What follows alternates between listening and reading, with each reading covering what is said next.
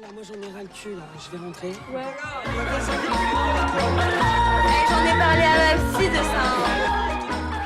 Sophie, merci de me recevoir chez toi. Je voulais savoir ce que tu avais mis d'autobiographique dans ton film La vie orange.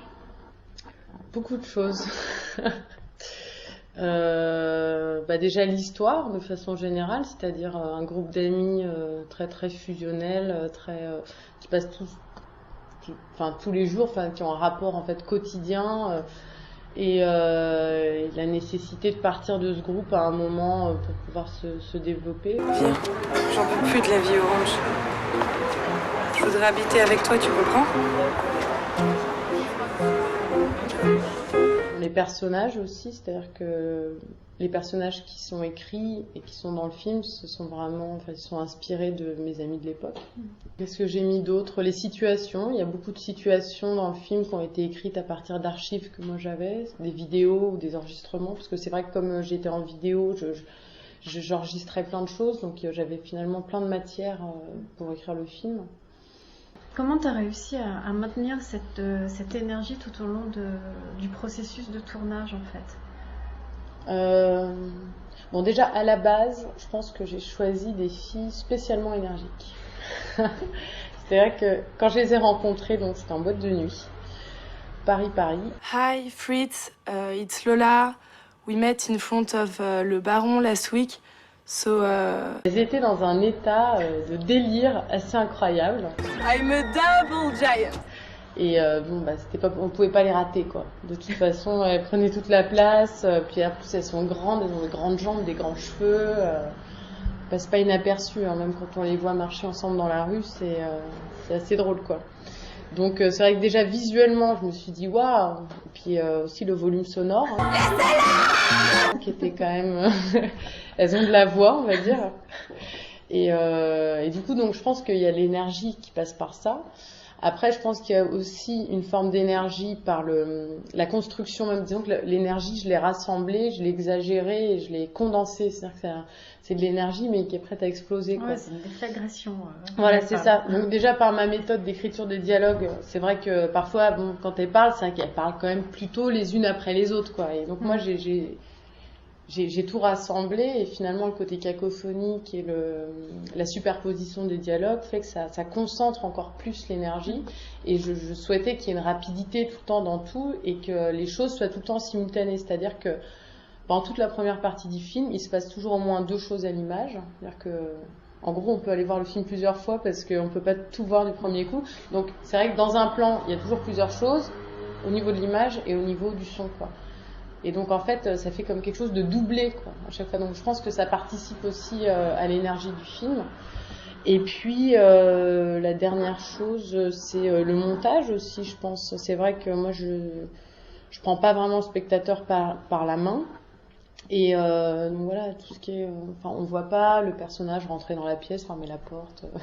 On voit pas le plan de l'immeuble avant qu'elle rentre dans la porte cochère. Voilà, ce genre de choses qui normalement dans les films participent au confort du spectateur. Voilà, moi à chaque fois je rentre dans le vif de la scène, quitte à perdre le spectateur. Mais bon voilà, moi c'est un risque que j'accepte de prendre. Est-ce que tu es nostalgique de tes 20 ans? Ouais, je pense que ça doit se sentir quand même dans le film. Hein. Je pense qu'il y a des moments. Par exemple, quand elles dansent ensemble sur Julien Clerc, des choses comme ça, il y a des moments qui sont touchants et je pense que...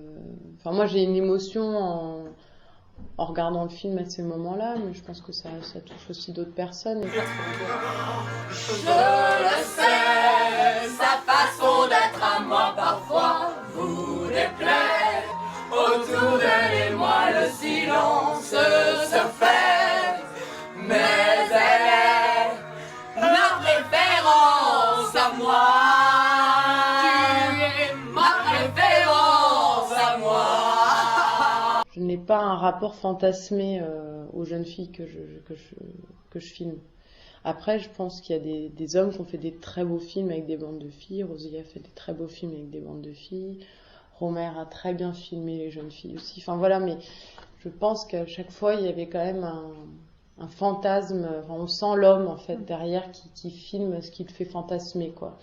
Et ce qui le fait fantasmer, c'est pas vraiment une fille qui pisse entre deux voitures. Tu peux regarder s'il te plaît. Ah non mais je préfère regarder putain. C'est pas non plus une fille qui se balade avec son tampax à la main. Enfin voilà, c'est pas vraiment ça, c'est pas très sexy quoi. C'est pas ce qu'on attend en tout cas. Et je pense que ces filles, par leur comportement, par leur brutalité, sont des filles qui peuvent remettre en cause la virilité masculine. C'est pour ça aussi que j'ai fait ce film. C'est parce que voilà, c'est vrai qu'il y en a un peu marre de voir des jeunes premières un petit peu fragiles, Fais voir ta culotte, elle est trop belle ta culotte. Les culottes. perdues, douces, mystérieuses.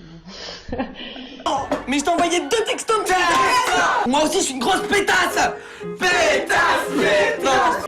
Voilà, et surtout qu'on n'a pas d'amitié féminine, parce que voilà, les filles devraient être en concurrence par rapport aux hommes et pas avoir de vrais liens. C'est vrai que les films d'amitié, enfin de camaraderie masculine, alors ça, il y en a plein. Par contre, les films où il y a vraiment des amitiés entre femmes, c'est plus rare, quoi. Je voulais savoir ce qui est devenu le groupe en fait que tu as filmé, parce que c'est un groupe d'amis constitué dans la vraie vie. Mhm.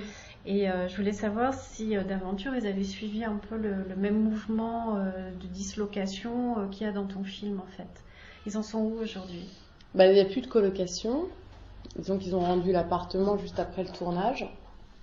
Non, bah oui, même quand ils voient le film, ils sont émus parce que c'est plus la même chose, quoi. Voilà. Tu dirais que toi, tu es dans quelle période là en ce moment? Sur le chemin de l'autonomie et que j'apprends enfin à être indépendante. Voilà. Mais j'en suis pas encore rendue. Enfin, c'est compliqué, c'est long, c'est compliqué. T'as beaucoup parlé de son, de rythme, etc. Je voulais savoir ce que t'écoutais en ce moment, ta playlist. Alors, j'arrête pas d'écouter Sébastien Tellier. Voilà. Quel album, hein? Sexuality. On va conclure là-dessus. Si tu pouvais dire un petit mot pour Paulette. C'est super d'avoir des initiatives et d'essayer de monter des choses, quoi. C'est une super aventure, quoi. Donc, bah, je peux que encourager le girl power, quoi. Je sais pas.